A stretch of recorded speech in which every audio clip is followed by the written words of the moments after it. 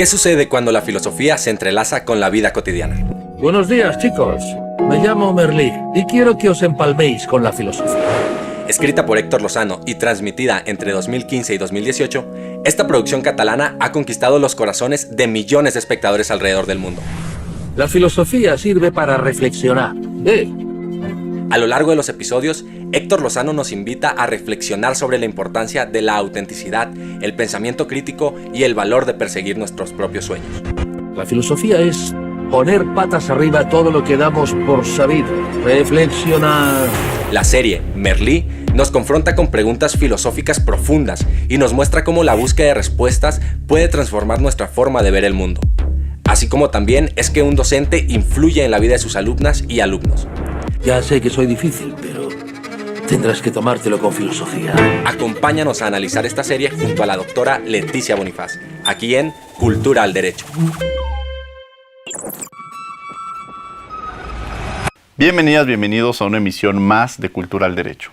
Mi nombre es Diego Guerrero y el día de hoy vamos a hablar de una de las series, yo creo que ha marcado la vida de muchos que nos dedicamos incluso a la docencia y que representa mucho el papel que juega principalmente el profesor con los estudiantes. Y me refiero a la serie de Merlí, y para ello me acompaña una maestra que cumple 40 años en nuestra facultad, impartiendo clases, pero además yo lo decía antes de ingresar, que en este compromiso de que la fortaleza de la docencia, que en las actividades que llevo a cabo nunca falta su clase de las 7 de la mañana, y que además yo recuerdo, porque tuve el enorme privilegio de tenerla en la maestría, que cuando llegaba al salón le preguntaba a la primera clase, ¿quiénes tienen trabajo? Y les pedía incluso su currículum para apoyarlos y colocarlos en alguna actividad profesional. Y eso representa mucho el profesor, y justo en esta serie es no solamente ir a impartir la clase, sino marcar la vida de los estudiantes. Doctora, qué gusto tenerla aquí en Cultura del Derecho. Gracias, Diego, y pues feliz de estar en un espacio universitario celebrando mis 40 años de docencia. Encantada. Y sí, la serie de Merlí yo creo que es una serie que marca a muchas personas y que nos identifica, sobre todo en la enseñanza y la filosofía, porque el área de la filosofía dentro de las áreas jurídicas fue la que a mí siempre me llamó la atención y a la que he estado dedicada, porque todavía me quedan algunos añitos más, pues durante 40 años. ¿Por qué eligió esta serie y cómo fue este primer acercamiento con ella y cómo la marcó en un momento determinado? Porque cada capítulo es una reflexión distinta, incluso a conocer de manera distinta a los diversos filósofos, porque usted lo mencionaba ahorita, conocer la filosofía a través de una serie como esta, ¿no? Porque me encantaron los temas, me encantó la forma de relacionarse con los alumnos, me encantó esta personalidad tan poco formal, que eso sí nos sobra en la Facultad de Derecho, esta personalidad de un Merlí que cuestiona absolutamente todo. Me gustó mucho también la diversidad de los perfiles de estudiantes que encontraron, cómo cada uno tenía una propia problemática en su casa, cómo se fueron relacionando entre ellos, cómo se tocan temas difíciles como la homosexualidad, o cómo está el aplicadito, pero que tiene una serie de problemas en casa y que hay que ver qué está pasando, y cómo este maestro pues trascendía el salón de clases. El salón de clases no es el único mundo de un maestro, y creo que en la serie de Merlí queda muy claro. Queda muy claro porque efectivamente de pronto Merlí incluso, tiene a su hijo como estudiante, y esta relación incluso va cambiando a lo largo de cada uno de los capítulos. Incluso usted lo mencionaba, se toca el tema de la homosexualidad, y es uno de los capítulos incluso más bellos, me atrevo a decir, cuando él habla con su hijo y le dice que él sabía que era homosexual. Dice, ¿por qué si yo te acepto como eres, tú no te estás aceptando como eres? Entonces creo que esta reflexión que va teniendo, y además cómo influye un profesor incluso para que alguien se pueda dedicar a alguna actividad en la vida. Seguramente quienes están viendo le tuvieron temor a las matemáticas porque tuvieron una mala experiencia con las matemáticas o con la historia. Entonces, cómo la vida de un profesor va marcando el destino de los alumnos. Y en la parte personal, este vínculo que se ha generado, porque cada alumno tiene un problema en familia, somos resultado de nuestra historia, es resultado de lo que hemos vivido. ¿Cómo de alguna manera, hasta qué punto el maestro puede influir en esa parte con los alumnos? Yo creo que un maestro puede salvar vidas, y si está atento, si ve en cualquier nivel, pero aún en el nivel universitario, si está atento de algún rendimiento, de alguna cosa en particular, vale la pena que se involucre. Yo he sido muy cercana a mis alumnos, muchos de mis alumnos se han vuelto mis amigos, y tengo una historia maravillosa, porque hoy estoy trabajando en Naciones Unidas, en Ginebra. Estoy yendo cada 3 meses, un mes. Y en mi primer semestre de la facultad, 1982, tuve una alumna que ya era mamá. Y esa niña ahora es mamá y vive en Lyon. Y cada vez que yo voy a Ginebra, la visito y siento a sus hijos como mis nietos. Porque imagínate que se haya cerrado ese círculo de manera tan extraña. Si yo no me hubiera implicado en la vida de Belinda, porque era una maestra, yo de 22 años, ella de 18, y ya era mamá, y tenía una problemática muy especial, y sus compañeros le ayudaban al haber sido una madre joven, y que me haya vuelto a encontrar con esta niña y que la vea cada vez que ahora voy a mi trabajo, se me hace una cosa extraordinaria.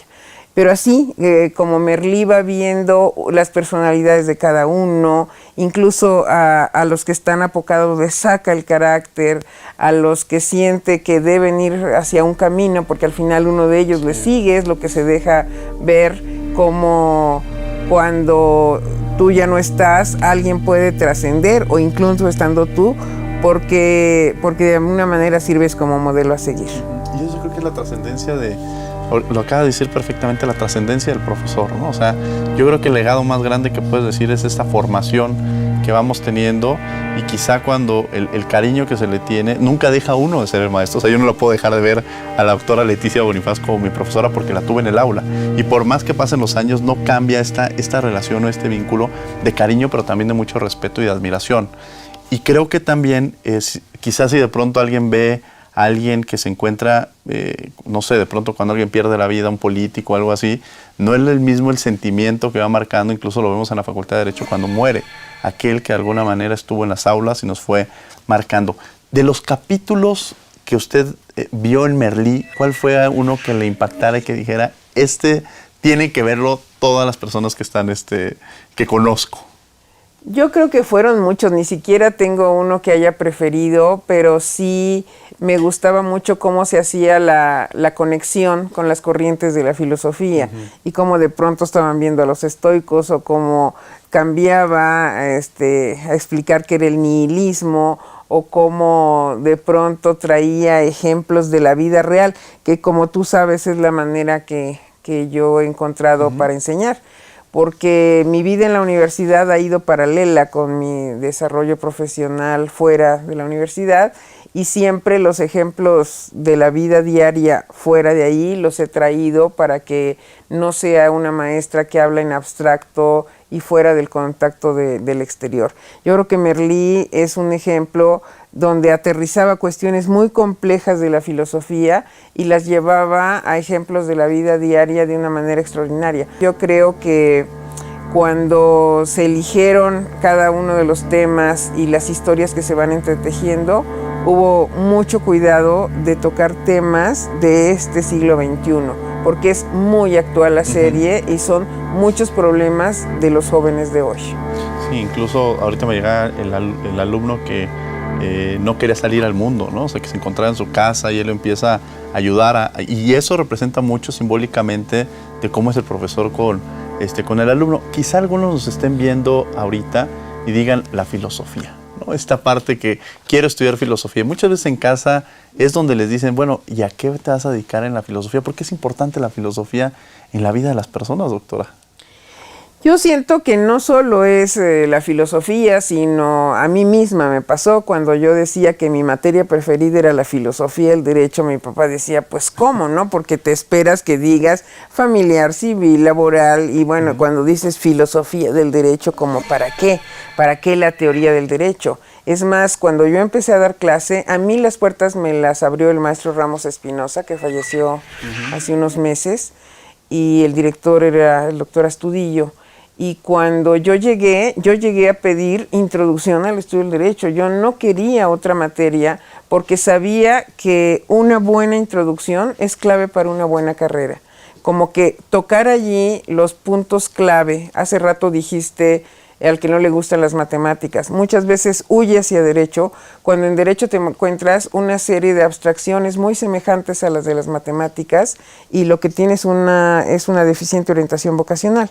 Entonces, la filosofía es una manera de entender el mundo en todas sus disciplinas, es entender el tema de los valores, el tema del deber ser, es una forma de saber hacia dónde vas, de buscar las esencias, es decir, la ontología, la epistemología, la axiología, la teleología. Esas ramas de la filosofía son las que te ubican en el mundo, y para mí cuestionar en 10º semestre antes con la materia de filosofía, después de llevar toda la carrera, de nuevo preguntarse qué es el derecho, para qué sirve el derecho y a dónde te llevan los fines del derecho, los valores y todo eso, para mí era un cierre, porque yo daba un semestre introducción y el siguiente filosofía y paralelamente el tema del posgrado. Pero de inicio y cierre para mí era abrir las puertas y luego, ya que las vas a cerrar, volverte a preguntar el tema de las esencias y los porqués. Usted, doctora, además se ha dedicado mucho al tema de los derechos humanos. Y imaginar a usted dando clases hace 40 años, cómo ha evolucionado y cómo ha cambiado la Facultad de Derecho y cómo ha cambiado incluso esta parte de la docencia. Si cree que ha habido cambios importantes de ese momento en el que usted empezó a dar clases, que además dice es muy joven, entonces quizá había un tema de discriminación por ser joven, por ser mujer, o sea, esos factores que incluso ponen en una situación de vulnerabilidad, ¿no? Pues mira, yo siento que yo no sentí la discriminación más que de un maestro en particular que le molestaba que a veces yo usaba jeans. Yo tenía 22 años, acababa de terminar la carrera y decía, así no se viste una maestra de la facultad. Pero yo, las maestras que yo tenía como referente de entonces era la maestra María Carreras, la maestra Marta Morinó, Yolanda Frías, que se murió muy joven, y quien fue mi mentora, que fue la maestra Adriana Cabezud, que hoy vive en Monterrey. Ella me abrió las puertas para ser su adjunta, curiosamente en contratos, en civil, cosa a lo que nunca me dediqué, pero así es la vida. Y yo llegué siendo una maestra, sí, efectivamente muy joven, pero desde el inicio, pues muy dedicada. Por supuesto que yo he cambiado muchísimo, por fortuna evolucioné junto con mis compañeros, pero sigo viendo en la facultad a personas que siguen dando la misma clase de hace muchísimos años. Yo no podría, me tengo que ir renovando porque de otra manera me aburro. Vamos a tener que ir a un corte, doctora, pero no se vayan, estamos en Cultura del Derecho, platicando de esta serie de Merlí, que además me encanta que la haya traído a este programa, no nos las habían traído, y creo que vale mucho la pena para que conozcamos, sobre todo, verla como estudiante, verla como docente y verlo como persona, en cómo podemos influir en la vida de cada uno de quienes nos rodean. No se vayan, vamos a un corte y regresamos aquí a Cultura del Derecho.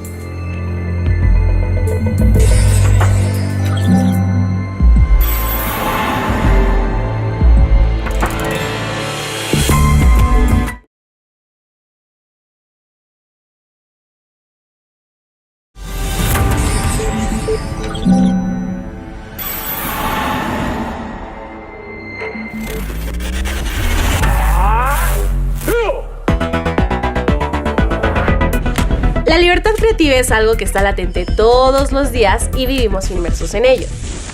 En este sentido, podemos hablar sobre que la cuestión de creatividad no tiene una razón fundada en el género, ya que todos los seres humanos podemos desarrollar ciertos aspectos creativos a lo largo de nuesra vida. Si te interesa saber más acerca de este tema, te invito a que visites la página oficial de la Facultad de Derecho, donde encontrarás una serie de audiolibros referentes al PAPIME, diálogos interdisciplinarios con un enfoque de derechos humanos. Escúchalos y cuéntanos a través de redes sociales qué te parecieron.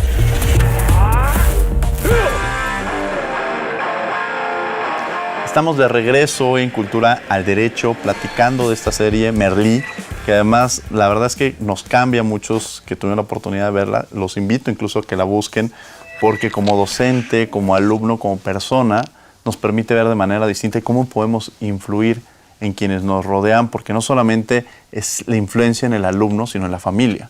O sea, cuando cambiamos ese detonador de la forma en la que se percibe el alumno, pues también vamos cambiando a las propias familias, y es una forma incluso de nuestra trinchera, que es la academia, cambiar, mejorar incluso la vida, no solamente individual, sino de manera colectiva, y estamos con la doctora Leticia Bonifaz, ¿no, doctora? Sí, Diego, yo creo que hay un personaje que yo le digo el aplicadito, que era muy buen estudiante, extraordinario estudiante, pero cuando nos vamos a su ambiente familiar, él no era feliz, porque vivía con un padre y una madre muy rígidos, una madre que le tiene miedo al padre, un padre que se enoja si le tocan el barco que armó con mucho cuidado, y que eran totalmente perfeccionistas, hasta que él, y yo creo que un poco impulsado por Merlí, dice ya basta, hasta aquí llego, no soy perfecto, quiero ser libre, quiero ser feliz, pasa por un proceso de enamoramiento, no le va muy bien de entrada, pero es un personaje del que los padres esperan mucho, pero como algo rígido, completamente estructurado a la imagen y semejanza de ellos, y no con un desarrollo de su propia personalidad. Ese personaje a mí me encantó porque tiene una transformación en la serie que es verdaderamente extraordinaria, llegando a buscar su propia personalidad, que cuando recibimos a los alumnos de inicio en la universidad, pues todavía muchos están encontrando su camino, todavía muchos no saben en realidad si eso es lo que quieren, y de ahí la importancia de materias como Introducción al Derecho. Y a mí me tocó alguna vez que alguien me dijo, yo quería entrar a veterinaria, pero me mandaron a Derecho. Y le dije, pues yo te voy a ayudar a hacer el cambio, porque claro, si te gustan más los animales, estamos con todas las posibilidades de apoyar. Pero bueno, el punto es cómo en la serie no solo se ve el salón de clase, que es el centro, lo que sucede allí, pero se van tejiendo muchas historias familiares alrededor, y vas viendo cómo cada uno va teniendo una problemática, especiales conflictos. Uno de los muchachos que solo tiene al abuelo, que hay que atender al abuelo, esa relación me pareció también muy interesante. Incluso cuando empieza a andar en malos pasos, a vender droga, y cómo de alguna manera de nuevo Merlí logra reencauzar las vidas. A veces no tenemos el suficiente tiempo para implicarnos hasta ese punto, pero yo creo que lo más importante es que sepamos que hay mucha más vida de cada uno de nuestros estudiantes más allá de la escuela. Es muy interesante lo que nos menciona, porque justo a veces creamos un estereotipo del alumno perfecto, ¿no? Es el alumno que llega puntual, que está en la primera fila, que saca 10, pero cada alumno es un mundo, como la universidad en este universo, cada alumno tiene distintas capacidades, cualidades. ¿Cómo identificarlas y explotarlas como profesor? ¿Se puede de alguna manera individualmente explotar estas cualidades de cada uno de las y los alumnos que han pasado por sus aulas? ¿O usted ha detectado, este es muy bueno quizá para hacer resúmenes, y después incluso en la vida profesional, que usted también ha tocado a muchos alumnos en esta formación? El profesor es el que forma en las aulas, pero también el que va formando fuera de las aulas, ¿no? Sí, yo creo que vas teniendo un ojo clínico. Por supuesto que después sabes de inmediato como cuáles son las cualidades que hay que explotar y como qué trabajos puede desarrollar cada quien. Por ejemplo, ahorita recordé a un alumno como de mi quinta generación. Dejé para todos la lectura obligatoria de Crimen y Castigo, y él me dijo, yo no puedo con esa lectura, porque me angustia, porque me agobia, porque voy en la página tal y ya no puedo seguir. Lo que estaba pasando es que Dostoyevsky lo había atrapado con sus descripciones y él estaba sufriendo, pero ya después me enteré que había habido un accidente en su casa, con una pérdida para él muy dolorosa, y estaba ligando vida personal con la obra de Dostoyevsky. Entonces, obviamente, a él le cambié la lectura, pero hay cosas que ni te imaginas, hay cosas detrás que ni siquiera piensas, aunque sí hay alumnos que sí están callados, o que de alguna manera, si ves, Merlí buscaba que todos participaran, y aunque tenía sus consentidos, es inevitable que te identifiques con alguno en particular, o con algunos en particular, pues tu deber es estar pendiente de todos. ¿Quiénes son los Merlí que han pasado por la vida de la doctora Leticia Bonifaz? ¿Quiénes han sido los maestros que la han marcado? Fíjate que sí he tenido varios Merlís en mi vida. De entrada, fíjate qué curioso, mi maestro de filosofía de la prepa fue alguien muy importante, pero yo creo que empiezo por mi propio papá. Mi papá era un maestro nato, así como yo creo que soy una maestra nata. Y a mi papá le gustaba mucho en Chiapas decirnos, por ejemplo, a mis hermanos y a mí, quieren subir ese cerro, quieren ver cómo se ven las cosas desde arriba. Pues ahí hay una enseñanza, no es solo subir un cerro. Y en el proceso de subir, nadie ayuda a nadie, cada quien va con sus propias fuerzas, pero te iba diciendo cómo hacerlo, y así en un río, y así en un lago. Entonces yo tuve un maestro en casa, mi mamá también maestra, como que es una cosa muy natural ese proceso. Me gustaba jugar a la escuelita más que a la comidita, pero bueno, sí he tenido varios Merlís. Mi maestro de fotografía fue alguien clave en mi vida, y de la facultad, fíjate que mi maestro de Derecho Agrario fue alguien del que aprendí muchísimo. Alguien, y puede decir el derecho agrario ni relevante es, pero alguien como el maestro Huerta Campuzano decía, los problemas de México están en el campo, y hay muchos maestros que quieren enseñar constitucional porque el constitucional viste, con el constitucional te da cierto, pero en el agrario está el fondo de los problemas de México. Y era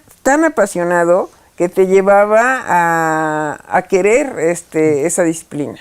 Yo digo, ya nos queda muy poco tiempo, pero me gustaría que nos mandara dos mensajes, pero dos sectores distintos. Uno a los docentes, aquellos que imparten clases, cómo generar esta enorme responsabilidad cuando uno está frente a un aula, frente a alumnos, y además cómo les puede cambiar la vida. Entonces, este mensaje a los docentes, pero también este mensaje a las y a los alumnos que seguramente nos están viendo, y que también es importante que reciban este mensaje de una maestra que lleva 40 años impartiendo clases en nuestra universidad.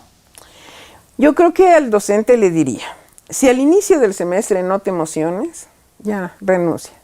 Si no sientes esa cosquillita y esa alegría de que vas a conocer a nuevos alumnos y que vas a poder tener la posibilidad de incidir y de presentar nuevas cosas, si ya eso no te emociona, ya, retírate.